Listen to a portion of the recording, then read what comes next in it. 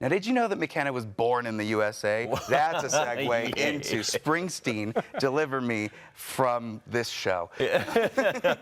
So like we've seen this recently with musical biopics where they don't show the whole life, and we even have musicians that aren't even passed away yet. They're just like, hey, Springsteen's still around. Let's make a movie about one segment of his life. And in this movie, he's had a lot of success in the late 70s, and all the producers say, make something successful.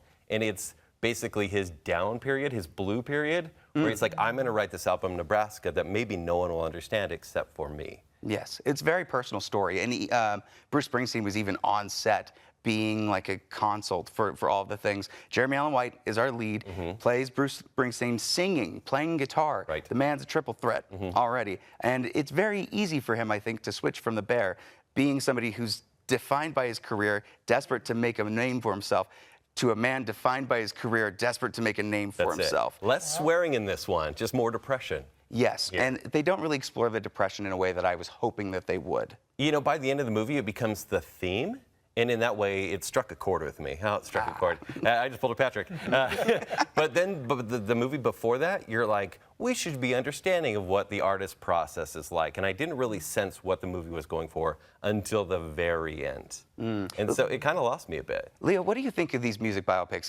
There's a very real issue of them all feeling the same. And in that case, like an Avengers universe. Like we're going to get the Bob Dylan and then Springsteen one together. Walk the line. Yeah, it's been what, Elvis, or The Complete Unknown, and it's some of them are hitting hard and some are good. But from what you guys make it sound, I definitely am interested in this type of movie because I don't really watch, I don't listen to his music, so that's the way to get me into his music. So if they do that with the movie, then I'm definitely this one will say, hey, we know you like the hits. Here's the other stuff. Okay. Here's the more introspective stuff, and it's beautiful music.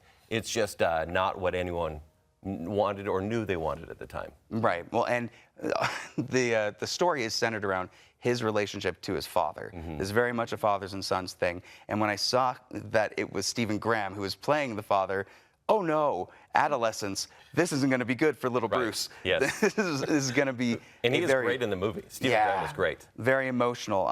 I think that this is going to be for the niche Springsteen audience that loved this particular era of his. And when they try to kind of, I don't know, explain away why they're not going to anything else, I don't think it really worked for me. I think the performances are incredible, but I don't think the screenplay really worked in this, especially in the end. There's too many loose ends. There's a girlfriend arc that kind of goes nowhere, that you want a little more explanation, and they just don't really resolve anything for you. And the girlfriend, I mean, it's great performance by her as well. And really, the meat of it is get into your depression, man. Tell me what happened. Tell me what's going on. It literally cuts away and ends immediately. Like right when he's like, I need help. The movie ends pretty much. I think that's when we want to know the juicy stuff. We want to know what happened when he went through all these things. And I wonder if Springsteen being on set and going, we should just cut to 10 minutes later. had a part. I cry a lot. Yeah, we'll see if people are going out to check this one out. I do think at the end it made me cry a couple times. Yeah, by the end it catches on. Those emotional beats, they hit really hard. There's not a lot about anyone else other than Bruce and his dad in this. I do think that there's some great music. They do still play those hits in a roundabout way, but they're not focused on it.